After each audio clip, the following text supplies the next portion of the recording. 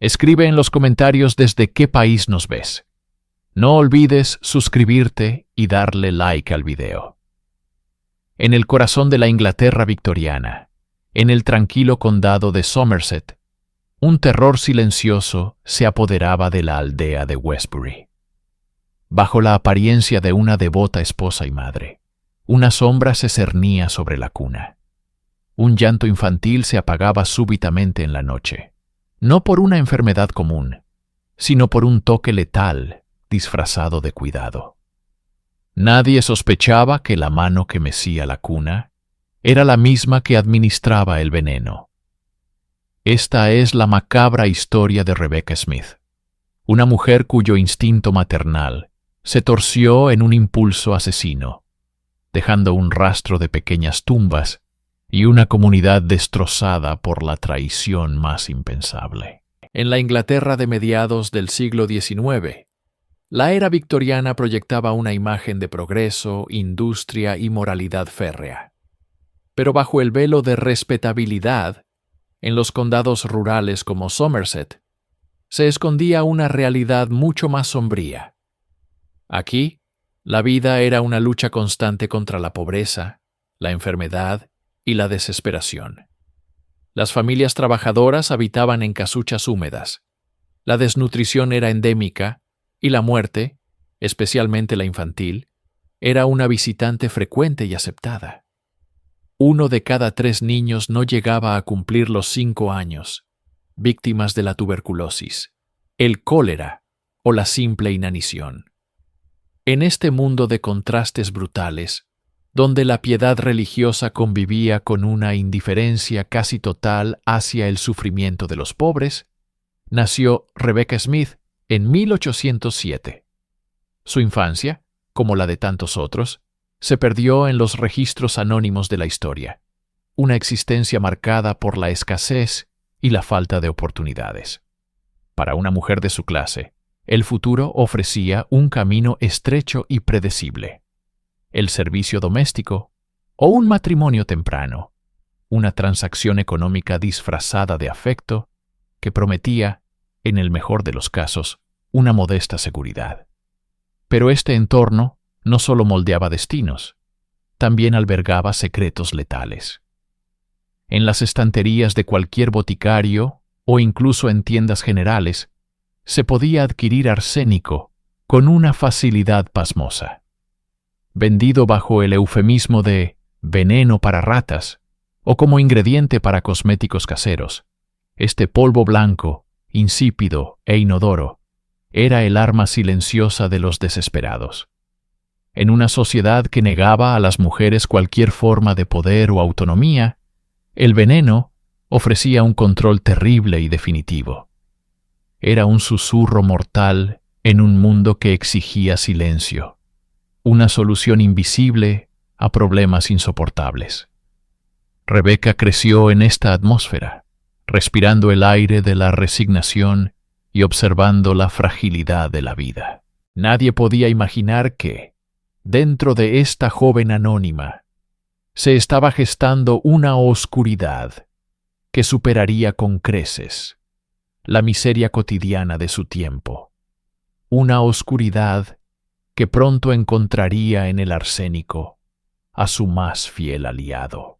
En 1840, Rebecca contrajo matrimonio con Philip Smith, un jornalero de la aldea de Westbury, en Somerset. A sus 33 años, Rebecca ya no era una joven doncella. Su unión con Philip no fue producto de un romance apasionado, sino de una pragmática necesidad. Para ambos, el matrimonio representaba la única estructura social viable, una alianza contra la indigencia que asolaba el campo inglés. Philip, un hombre descrito como trabajador pero de carácter taciturno, ofrecía la promesa de un techo y un sustento, por exiguo que fuera. Rebecca, a su vez, debía cumplir con el rol que la sociedad le imponía: ser una esposa sumisa, una administradora eficiente de la pobreza y, sobre todo, una madre prolífica que asegurara la descendencia. Sin embargo, desde el principio, La unión estuvo teñida de una melancolía palpable. Su hogar era pequeño, a menudo frío, y el espectro del hambre nunca se alejaba demasiado de su puerta. La presión económica era una constante sorda que erosionaba cualquier atisbo de felicidad conyugal. En este contexto, la intimidad se convertía en una obligación más que en un consuelo, un deber cuyo fruto, un nuevo hijo, significaba otra boca que alimentar, otra carga sobre unos hombros ya vencidos. Los vecinos de Westbury veían a los Smith como una pareja más, indistinguible en su lucha diaria. No obstante, algunos testimonios posteriores recordarían la extraña quietud de Rebecca. No era la típica mujer de aldea, bulliciosa y comunal. Se la describía como reservada, de mirada distante, una mujer que parecía observar el mundo desde detrás de un cristal invisible. ¿Era timidez? ¿O el primer indicio de un profundo desapego emocional? ¿Una señal de una mente que se estaba replegando sobre sí misma, buscando refugio en un lugar donde nadie más podía entrar? Estos presagios, sutiles como el cambio de luz antes de una tormenta, pasaron desapercibidos. Se interpretaron como el carácter de una mujer agobiada por las dificultades. Nada fuera de lo común. Pero en la quietud de su mente, Rebecca estaba forjando una visión distorsionada de su propia existencia. El matrimonio, que debía ser su salvación, se estaba convirtiendo en su jaula. Y pronto, la llegada de su primer hijo no sería una bendición, sino el sonido de un cerrojo girando, encerrándola definitivamente en un destino que ya había comenzado a aborrecer. La llegada de un hijo en la Inglaterra victoriana era, para la mayoría, un motivo de celebración, la confirmación del propósito divino de una mujer. Pero para Rebecca Smith, la maternidad se manifestó como una invasión, una tormenta que arrasó el frágil paisaje de su psique. El concepto de depresión posparto no existía. La tristeza de una nueva madre se descartaba como un capricho, una debilidad moral o una falta de gratitud. Rebecca se encontró atrapada en un silencio asfixiante, incapaz de articular el torbellino de emociones que la consumía. El llanto incesante de un recién nacido no era para ella la música de la vida, sino una sirena que anunciaba su encarcelamiento. Cada demanda del bebé era una aguja que perforaba su agotamiento, cada noche en vela un paso más hacia un abismo de resentimiento. Su hogar, ya de por sí un espacio de privaciones, se convirtió en una celda de aislamiento. Mientras Philip trabajaba largas y brutales jornadas en el campo, Rebecca quedaba sola con una criatura que representaba la materialización de todas sus cadenas. No era un individuo, no era su hijo, era un símbolo de su vida malograda, la ancla que la mantenía fija en la miseria. Este sentimiento, monstruoso y antinatural según los estándares de su época, la llenó de una vergüenza corrosiva. Se veía a sí misma como un fracaso, una mujer defectuosa incapaz de sentir el amor maternal que se suponía innato. Esta disonancia cognitiva entre lo que debía sentir y lo que realmente sentía creó una fractura en su interior. Comenzó a observar a sus hijos con una frialdad clínica, un desapego que helaba la sangre. Eran problemas que necesitaban una solución, obstáculos en su camino hacia una paz inalcanzable. La ternura fue reemplazada por una irritación constante, el instinto protector por un anhelo de silencio. En la oscuridad de su mente, una lógica perversa empezó a tomar forma. Si los niños eran la fuente de su tormento, su ausencia traería el alivio. No fue un pensamiento que llegó de repente, sino una idea que germinó lentamente en el suelo fértil de su desesperación, regada por la soledad y la falta de ayuda. El mundo exterior no veía nada más que a una madre luchadora. Pero dentro de Rebecca Smith, la maternidad se había convertido en una enfermedad y estaba a punto de encontrar su propia y macabra cura. Richard Smith, el primogénito, fue la primera víctima de la oscuridad que anidaba en su madre. Su corta vida fue, en apariencia, normal para un niño de su clase y época. Sin embargo, en el verano de 1841, cuando apenas contaba con 1 año de vida, su salud se deterioró de forma abrupta y aterradora. Lo que comenzó como un malestar se convirtió rápidamente en una agonía. El pequeño sufría violentos espasmos. Su cuerpo se retorcía de dolor y era asaltado por vómitos incontrolables. Los vecinos, acostumbrados a la crueldad de las enfermedades infantiles, ofrecían remedios caseros y palabras de consuelo. El médico local, si es que fue llamado, probablemente diagnosticó cólera infantil o una gastroenteritis aguda, dolencias comunes y mortales que diezmaban a la población.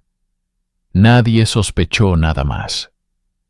Los síntomas del envenenamiento por arsénico eran casi idénticos a los de estas enfermedades, una coincidencia letal que proporcionó a Rebecca el camuflaje perfecto. Mientras el pequeño Richard sufría, la actitud de su madre era una máscara de preocupación. Cumplía con los rituales de una madre afligida, pero detrás de sus ojos no había pánico, sino una calma gélida, una paciencia expectante. Observaba el sufrimiento de su propio hijo, no con el horror de una madre, sino con el interés desapegado de quien contempla el resultado de un experimento. Cada convulsión, cada grito de dolor, era una confirmación de que su plan estaba funcionando, de que su veneno estaba cumpliendo su propósito. Finalmente, tras días de sufrimiento insoportable, el pequeño cuerpo de Richard se rindió. Murió en los brazos de la mujer que le había dado la vida y se la había arrebatado. En el certificado de defunción se inscribió convulsiones como causa de la muerte.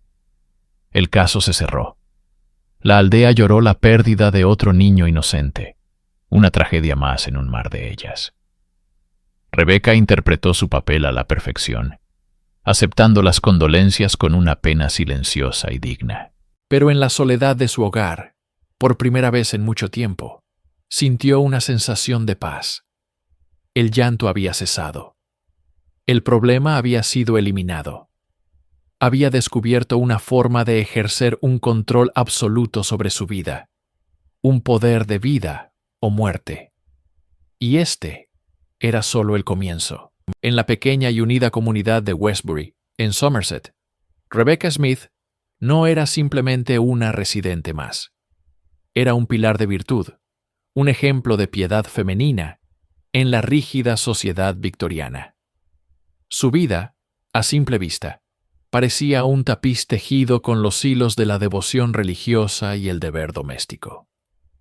Cada domingo, sin falta, ocupaba su lugar en el banco de la iglesia, con el rostro sereno y la mirada humilde, absorbiendo cada palabra del sermón. Los vecinos la veían como una mujer tranquila, casi abnegada, cuyo universo giraba en torno a su esposo Philip y al modesto hogar que habían construido. Su matrimonio, aunque nacido de la necesidad y la costumbre más que de una pasión arrolladora, se presentaba al mundo como un modelo de estabilidad.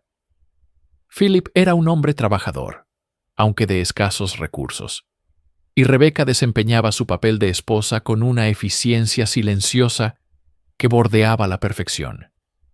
Mantenía la casa impecable, la comida siempre estaba lista, y su comportamiento era irreprochable. Cuando nació su primer hijo, Richard, la imagen pareció completarse.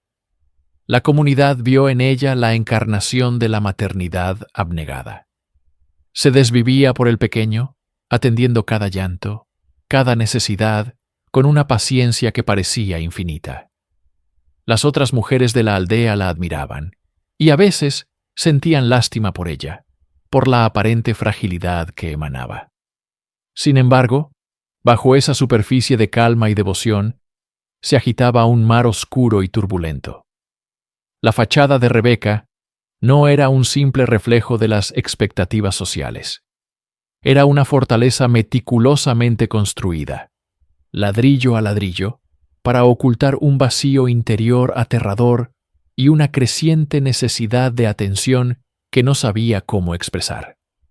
La piedad era su máscara, y la maternidad su escenario.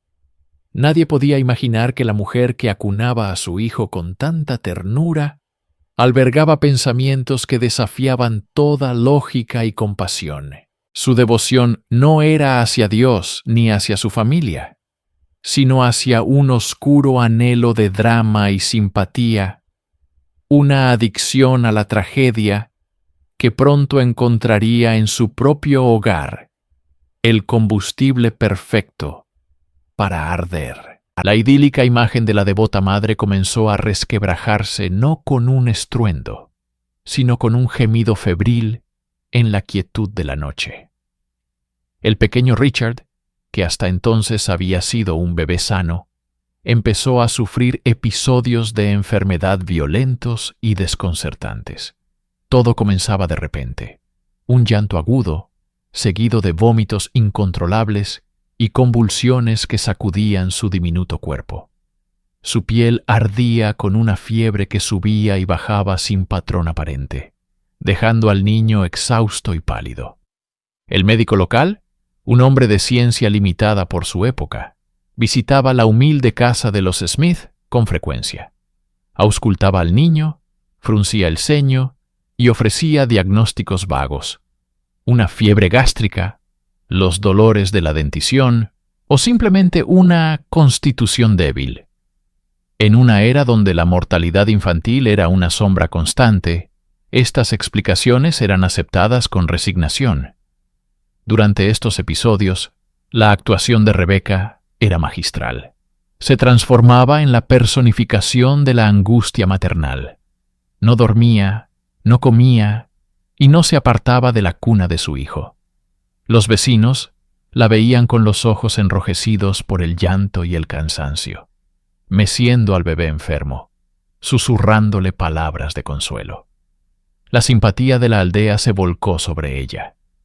Le llevaban caldos, le ofrecían ayuda y rezaban por la recuperación del pequeño Richard.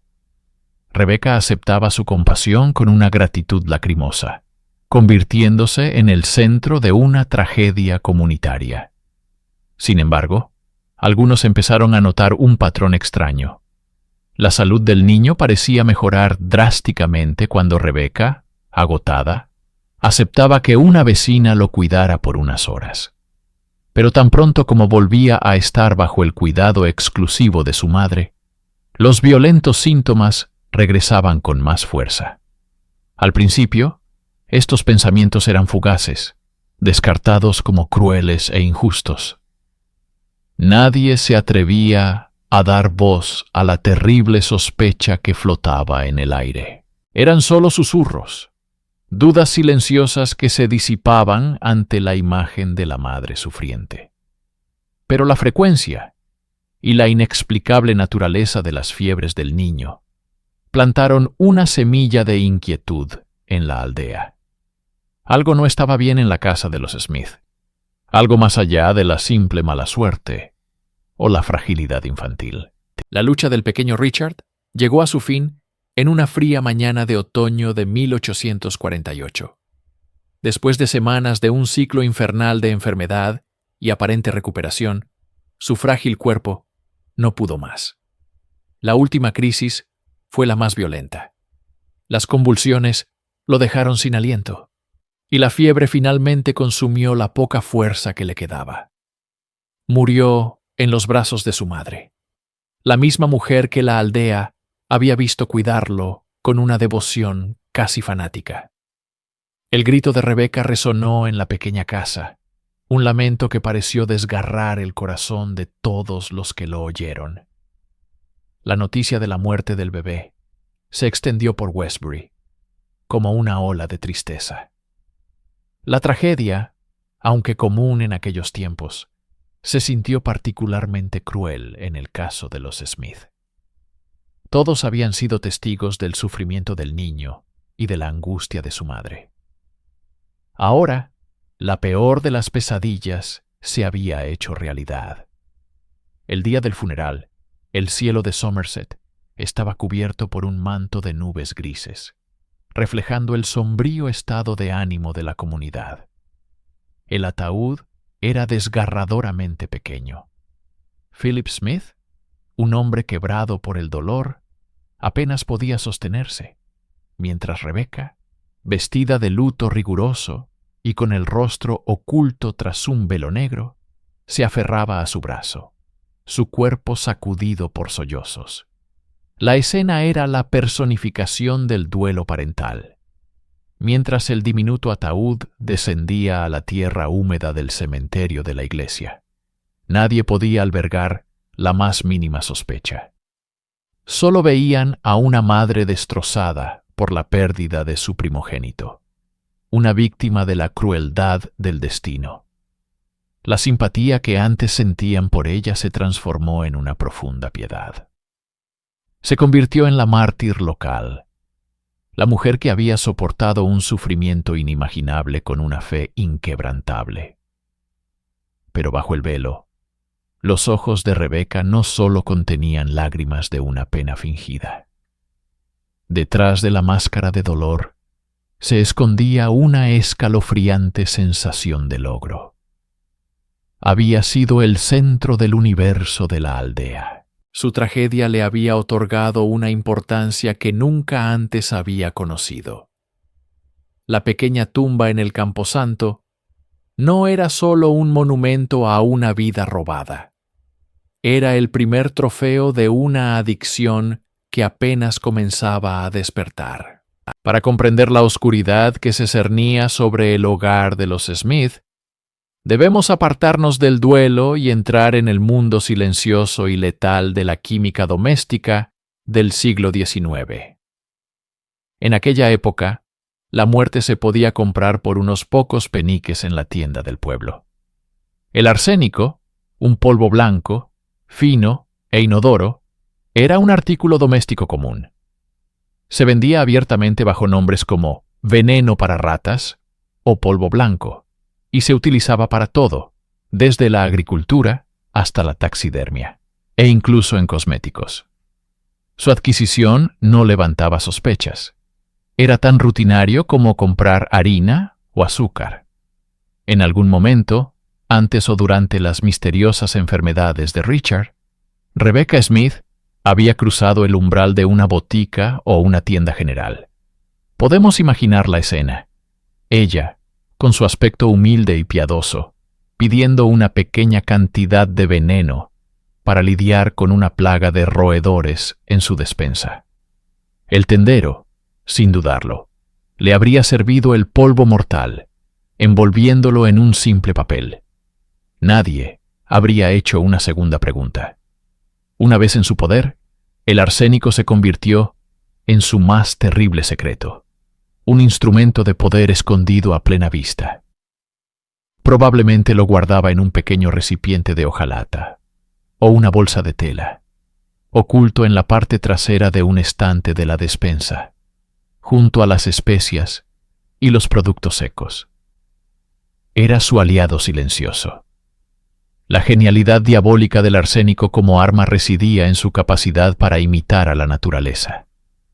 Los síntomas de su envenenamiento agudo, dolores abdominales agudos, vómitos violentos, diarrea y una sed abrasadora, eran casi idénticos a los de las enfermedades gastrointestinales que asolaban la época, como el cólera o la disentería, dolencias que se cobraban la vida de miles de niños.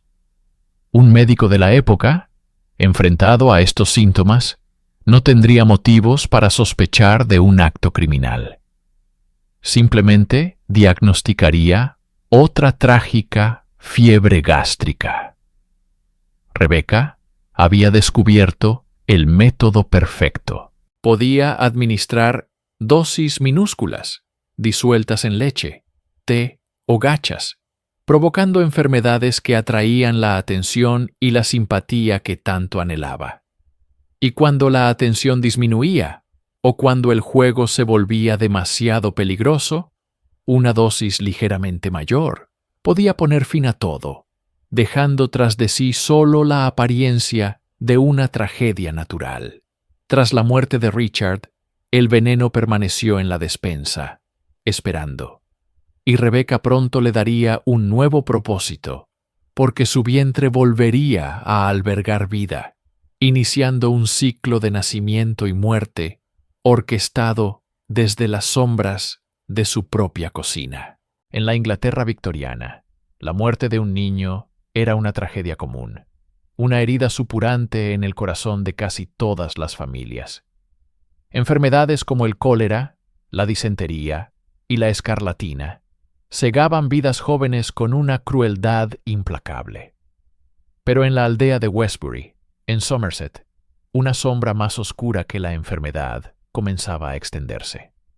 No era una plaga que se llevaba a los niños, sino un patrón, una secuencia de tragedias tan improbable que desafiaba toda lógica y estadística. El nexo de esta macabra telaraña era Rebecca Smith. Dondequiera que ella iba, la muerte infantil la seguía como una fiel compañera. Primero, sus propios hijos. Luego, los de sus vecinos, a quienes cuidaba con una amabilidad que desarmaba. Después, los hijos de sus parientes.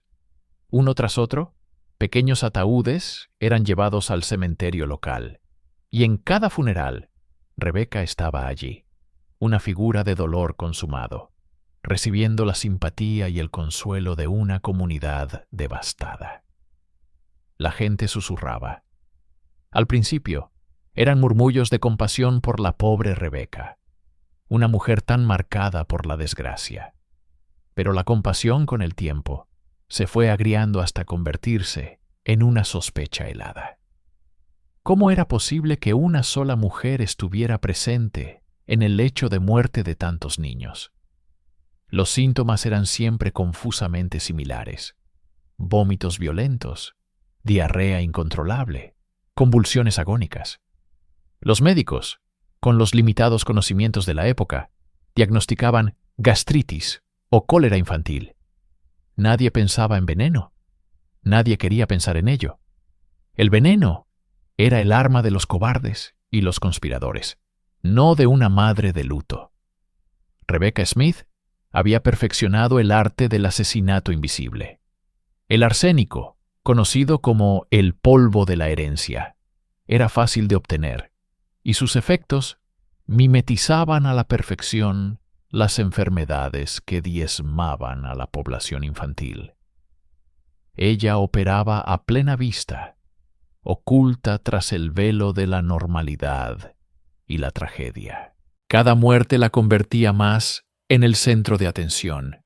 Cada lágrima derramada sobre una tumba fresca reforzaba su papel de víctima.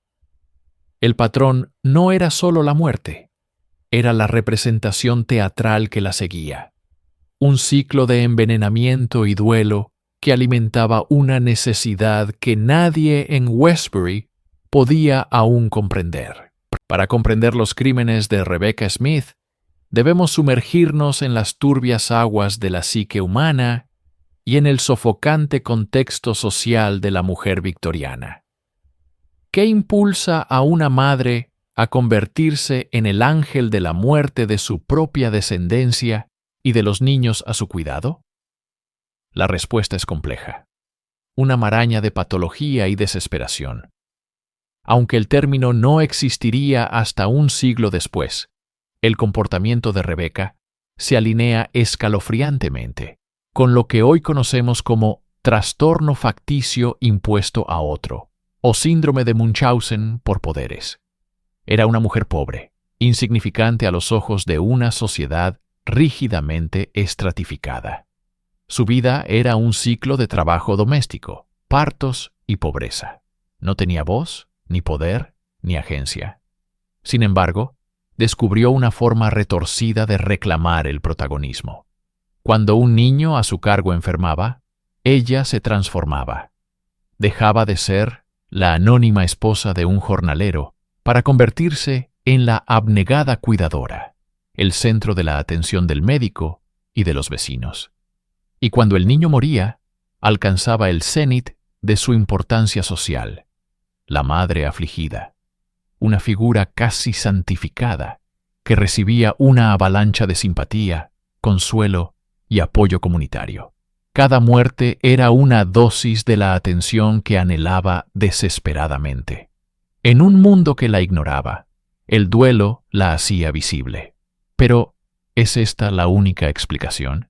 ¿Podemos verla también como una víctima de su tiempo? La depresión posparto no era reconocida ni tratada. La presión para tener familias numerosas, a pesar de la incapacidad para mantenerlas, era inmensa.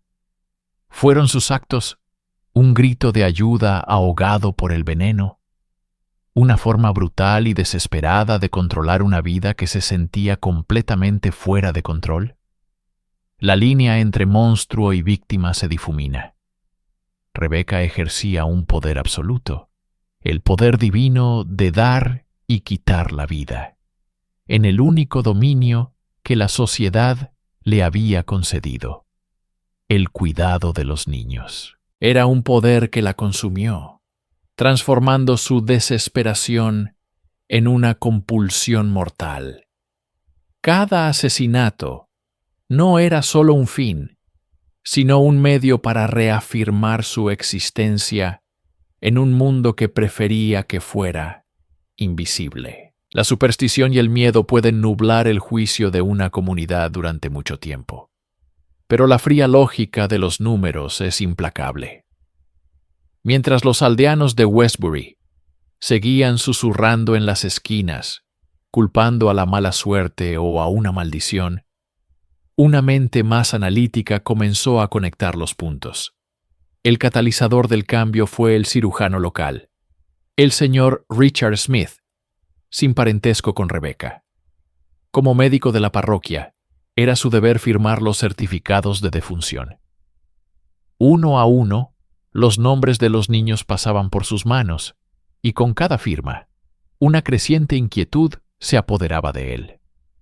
Al principio, lo atribuyó a un brote de enfermedad particularmente virulento. Pero a medida que los meses se convertían en años, el patrón se hizo innegable. Demasiados niños, demasiadas muertes con síntomas idénticos, y un único nombre que se repetía constantemente en el relato de los últimos días de cada víctima: Rebecca Smith. El señor Smith comenzó a revisar sus registros, su pluma trazando líneas invisibles entre las tragedias. Richard Smith, el hijo de Rebecca, muerto. Sarah Smith, su hija, muerta. Los hijos de los vecinos, los parientes. La lista era larga y escalofriante. Se dio cuenta de que la gastritis, que había diagnosticado una y otra vez, no se comportaba como ninguna enfermedad que conociera. Era demasiado rápida, demasiado violenta, demasiado selectiva. La sospecha, una idea tan monstruosa que apenas se atrevía a formularla en su propia mente, comenzó a tomar forma. ¿Y si no era una enfermedad? El señor Smith compartió sus temores con el registrador de defunciones, quien, al examinar los libros oficiales, confirmó la alarmante concentración de muertes infantiles en torno a una sola mujer. Los susurros del pueblo se habían transformado en datos, en evidencia estadística. Ya no era una cuestión de mala fortuna. Era una anomalía que exigía una investigación. La decisión de actuar fue un punto de inflexión. Acusar a una madre de asesinar niños era socialmente explosivo, una afrenta a los valores más sagrados de la era victoriana. Pero la posibilidad de que más niños murieran era un peso insoportable en su conciencia. Los ojos de la razón habían empezado a ver a través del velo de dolor de Rebeca, y lo que vislumbraron fue la silueta de una asesina. Incluso con la red de sospecha cerrándose a su alrededor, la compulsión de Rebecca Smith era una fuerza imparable. Quizás fue arrogancia, la creencia de que su máscara de madre afligida era impenetrable. O quizás, simplemente, no pudo detenerse.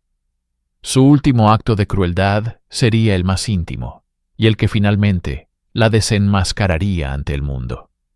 La víctima fue su propio hijo, Edward, un bebé de apenas 11 meses. A principios de 1849, el pequeño Edward comenzó a mostrar los mismos síntomas terribles que habían precedido a la muerte de tantos otros. Los vómitos violentos, el llanto agónico, el cuerpo del niño retorciéndose de dolor. Pero esta vez, el escenario era diferente. Las autoridades, alertadas por el cirujano Richard Smith, estaban observando. Cuando llamaron al médico para que atendiera al bebé enfermo, éste no acudió solo con sus remedios, sino también con una mente llena de sospechas. Examinó al niño, su rostro una máscara de profesionalismo que ocultaba su creciente certeza. Rebecca representó su papel habitual, llorando y lamentándose por la terrible enfermedad de su hijo. Pero sus lágrimas ya no inspiraban compasión, sino un frío recelo. El médico notó un polvo blanco en un recipiente de comida cerca de la cuna del bebé. Con discreción, logró tomar una muestra. Sabía que la vida del pequeño Edward pendía de un hilo, no por la enfermedad, sino por la mano de su propia madre. A pesar de los esfuerzos, el bebé murió el 24 de abril de 1849. Fue la gota que colmó el vaso. Esta vez no habría un entierro apresurado ni un certificado de defunción que atribuyera la muerte a causas naturales. El señor Smith se negó a firmarlo y exigió una investigación formal y una autopsia. El cuerpo del pequeño Edward se convirtió en la prueba clave. El análisis del contenido de su estómago y del polvo encontrado en el recipiente de comida reveló la verdad inequívoca. Arsénico. El último ángel que Rebecca había enviado a la tumba llevaba consigo la prueba irrefutable de su culpabilidad. El ciclo de muerte había terminado. La actuación había llegado a su fin. Poco después, un agente de policía llamó a la puerta de Rebecca Smith, no para ofrecer sus condolencias, sino para ponerle las esposas. La muerte de Richard Smith, con apenas un mes de vida, fue registrada inicialmente como otra estadística sombría en los anales de la mortalidad infantil victoriana. El médico local, agotado y acostumbrado a tales tragedias, garabateó convulsiones en el certificado de defunción, un diagnóstico vago que servía de cajón desastre para cualquier muerte inexplicable en un lactante. El pequeño ataúd estaba listo. La familia se resignaba a otro duelo silencioso. Pero esta vez, el ciclo se rompió. El caso llegó a la mesa del doctor Henry Liddon, el forense del distrito. Liddon no era un simple burócrata.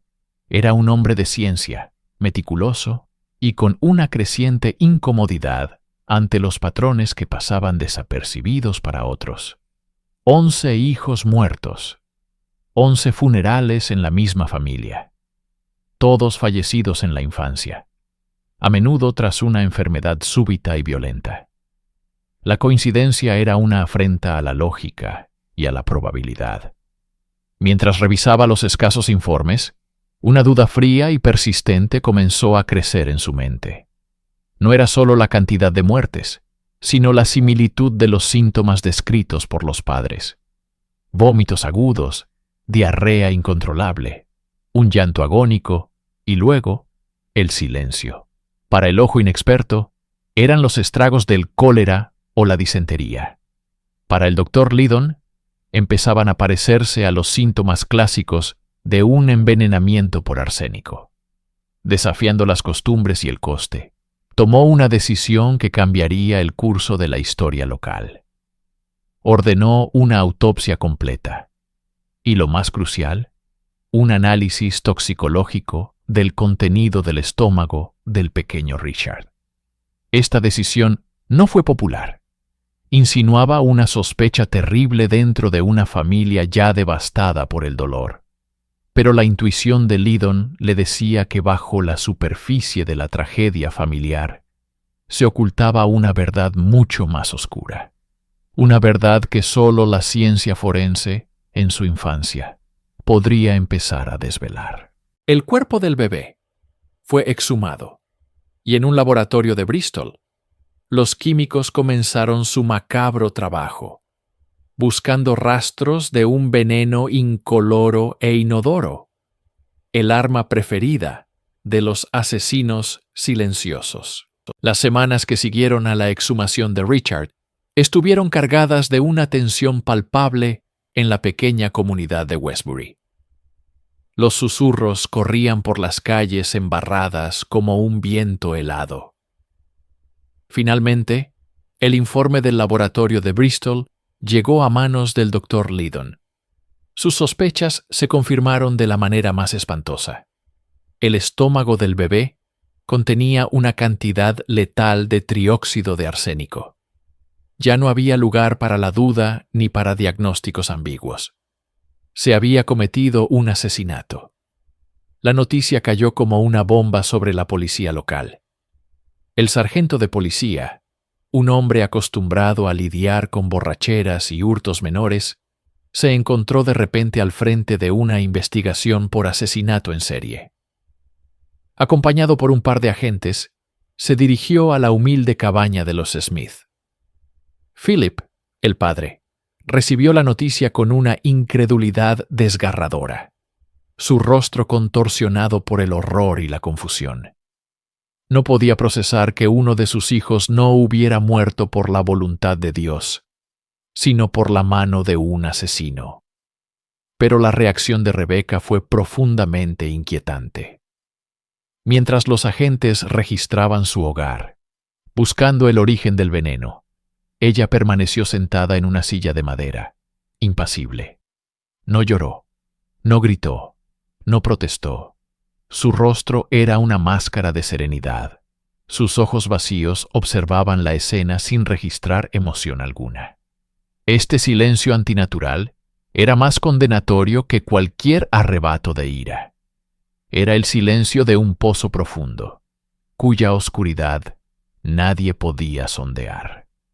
Cuando el sargento le informó formalmente que estaba bajo arresto por el asesinato de su hijo Richard, Rebecca simplemente asintió. Se levantó con una calma extraña, permitió que le ataran las manos y caminó fuera de su casa, pasando entre los rostros atónitos de sus vecinos. Su silencio era un muro impenetrable, una declaración en sí misma. Mientras se la llevaban, la comunidad no veía a una madre afligida, sino a una aberración, una figura cuyo comportamiento desafiaba toda comprensión humana del dolor y la maternidad. En la fría celda de la prisión de Taunton, el silencio de Rebecca Smith continuó. Durante días, resistió los interrogatorios con una pasividad exasperante. Los magistrados, los policías e incluso un capellán intentaron romper su coraza, pero sus preguntas chocaban contra un muro de apatía. Ella simplemente se sentaba, con las manos en el regazo, negándose a hablar sobre la muerte de Richard. Los investigadores estaban en un punto muerto. Tenían la prueba del veneno, pero sin una confesión, el motivo seguía siendo un fantasma. La presión, sin embargo, comenzó a surtir efecto, no de una manera explosiva, sino como una lenta erosión. Fue durante una entrevista con el capellán de la prisión, el reverendo H.P. Knapton, cuando el muro finalmente se derrumbó. Quizás fue la falsa amabilidad, la promesa de salvación divina, lo que finalmente abrió la cerradura de su psique. De repente, con una voz monótona y desprovista de emoción, Rebecca comenzó a hablar. Lo que dijo heló la sangre de todos los presentes. Confesó. No solo el asesinato de Richard, sino también el de su hija de 2 años, Sara, y el de otros 6 de sus hijos a lo largo de los años.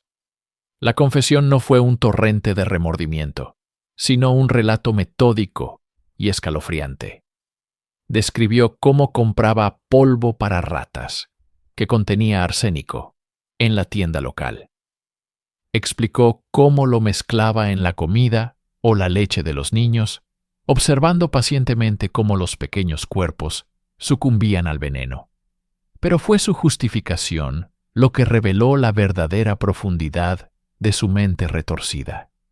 Rebeca afirmó que no los había matado por odio o malicia. Lo hizo, según sus propias palabras, para enviarlos al cielo.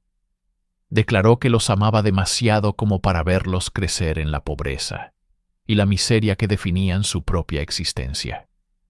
Creía que al matarlos, les estaba asegurando un lugar junto a Dios, salvándolos de una vida de sufrimiento. Era un acto de misericordia, una forma de amor distorsionada, hasta convertirse en un horror irreconocible. La confesión, pronunciada con la calma de quien describe una tarea doméstica, transformó a Rebecca Smith de una sospechosa a un monstruo de proporciones casi míticas. El juicio de Rebecca Smith, celebrado en los tribunales de Taunton en la primavera de 1849, no fue un simple procedimiento legal.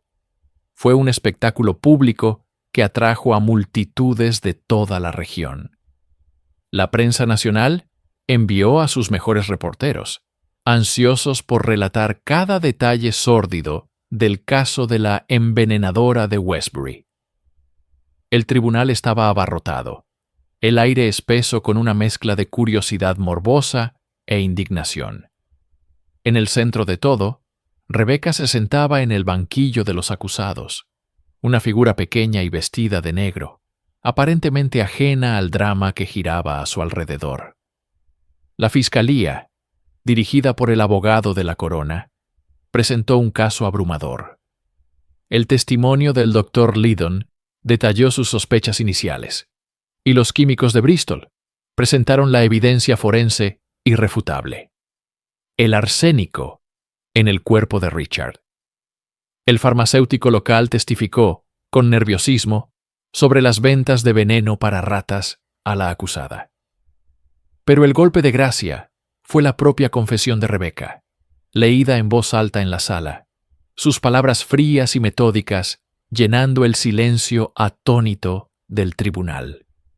La defensa, a cargo de un abogado designado por el tribunal, se enfrentaba a una tarea imposible.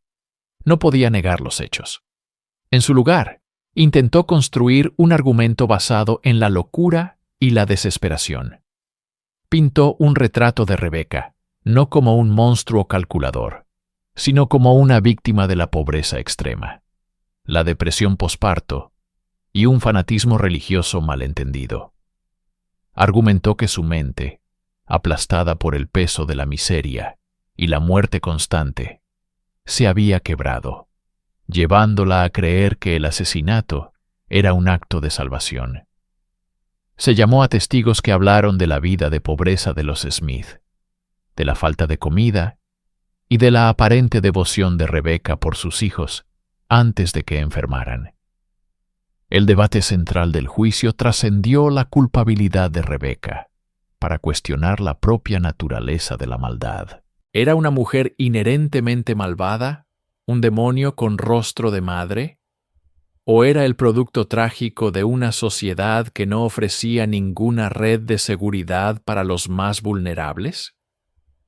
El jurado, compuesto por 12 hombres de la época, escuchaba con rostros impasibles, sopesando el destino de una mujer cuya historia desafiaba la lógica y la compasión. El tribunal de Taunton estaba abarrotado. Un mar de rostros tensos y susurros ahogados que se silenciaron abruptamente cuando el primer testigo subió al estrado. La atmósfera era pesada, cargada con el peso de las vidas perdidas y la incredulidad de que una madre pudiera ser la causa.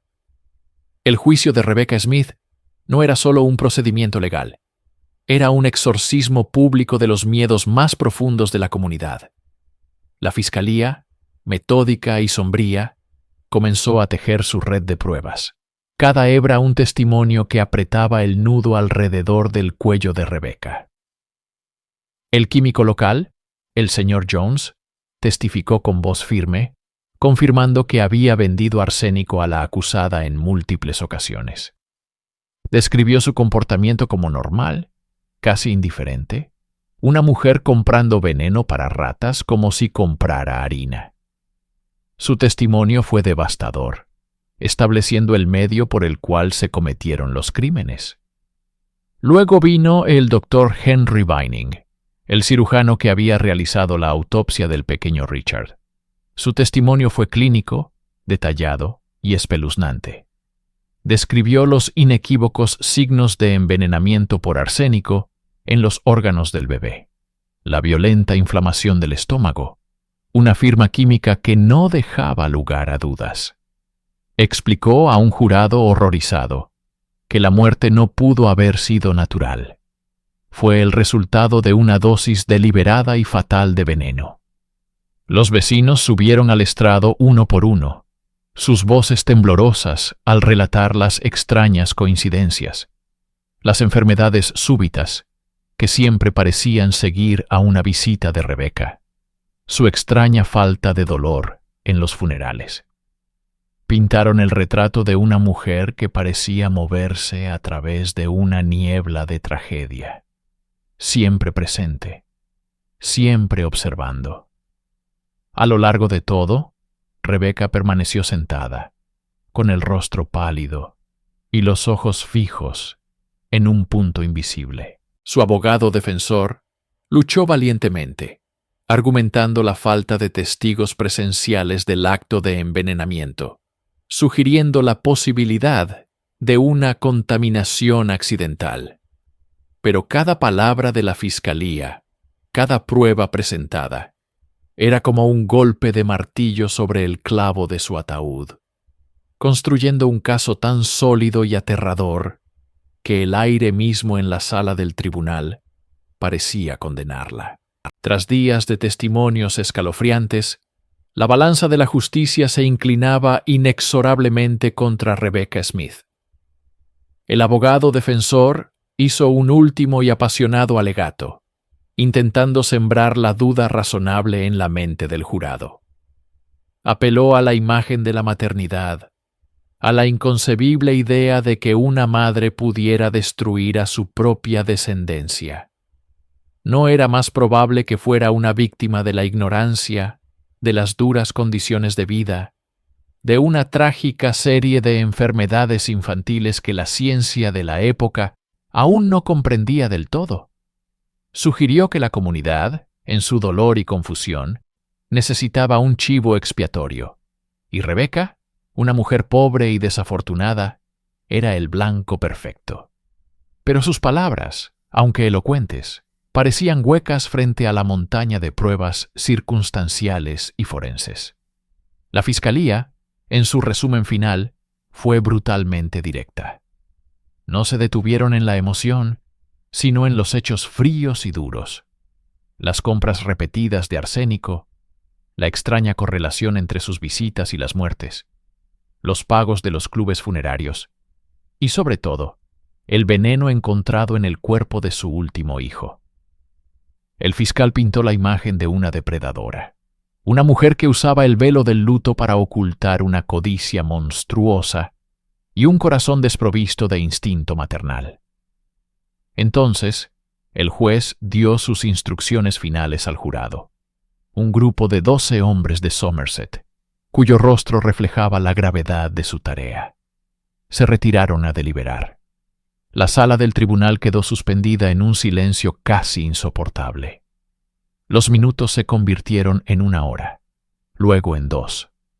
Cada crujido de la madera, cada tos ahogada, magnificaba la tensión. Rebecca no se movió, su rostro una máscara de piedra. Finalmente la puerta se abrió y el jurado regresó. Sus expresiones eran sombrías, sus ojos evitaban mirar a la acusada.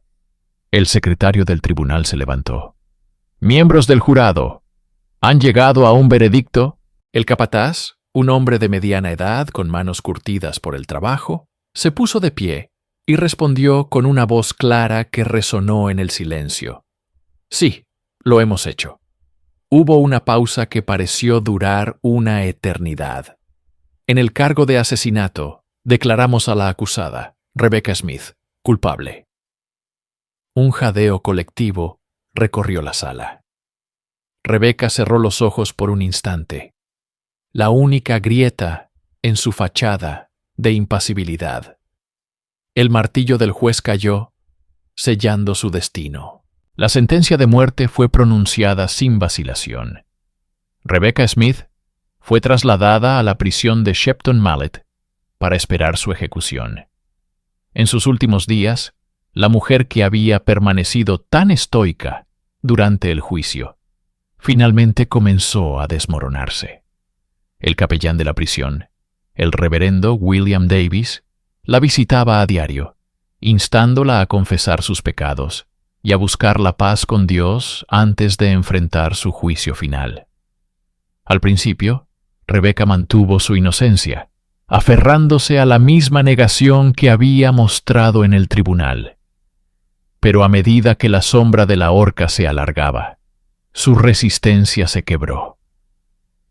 En una confesión privada y detallada al capellán, admitió no solo el asesinato de su hijo Richard, sino también el de otros 7 de sus hijos. La verdad, finalmente liberada, era más monstruosa de lo que nadie había imaginado. Reveló que el motivo era, en efecto, el dinero de los clubes funerarios, una suma miserable por la cual había intercambiado las vidas de su propia carne y sangre. La mañana del 23 de agosto de 1849 amaneció fría y gris. Una multitud de miles de personas se había congregado fuera de la prisión. Una macabra asamblea reunida para presenciar el acto final de justicia. El verdugo, el infame William Calcraft, había llegado para cumplir con su deber. A las 8 en punto, las campanas de la prisión comenzaron a doblar. Rebecca fue conducida desde su celda. Vestida de negro, caminaba con una calma sorprendente, sostenida por el capellán, quien recitaba oraciones en voz baja. Al subir los escalones del patíbulo, no flaqueó. Calcraft trabajó con una eficiencia sombría, ajustando la soga y cubriendo su cabeza con la capucha negra. Sus últimas palabras, apenas un susurro, fueron para el reverendo. Entonces, la trampilla se abrió. El silencio de la multitud fue absoluto, roto solo por el sonido sordo del mecanismo. La justicia del siglo XIX había sido impartida de la manera más brutal y definitiva. El cuerpo de Rebecca Smith se balanceó en el aire. Un terrible epílogo para una historia de horror doméstico, que había comenzado en la tranquilidad aparente de una aldea de Somerset. Con la ejecución de Rebecca Smith, la historia pública llegó a su fin. La multitud se dispersó, el verdugo cobró su paga y los periódicos pasaron a la siguiente tragedia. Pero en el pequeño pueblo de Westbury-sub-Mendip, el silencio que quedó fue profundo y duradero. La verdadera tragedia no terminó en la horca. Perdura en el cementerio de la iglesia local, donde yacen las víctimas. No hay grandes monumentos para los hijos de Rebecca. Sus tumbas, si es que alguna vez estuvieron marcadas, han sido reclamadas por el tiempo, convirtiéndose en parcelas anónimas de tierra. Son las tumbas silenciosas, un recordatorio mudo de vidas truncadas antes de que pudieran empezar. El caso de Rebecca Smith dejó una cicatriz indeleble en la psique victoriana.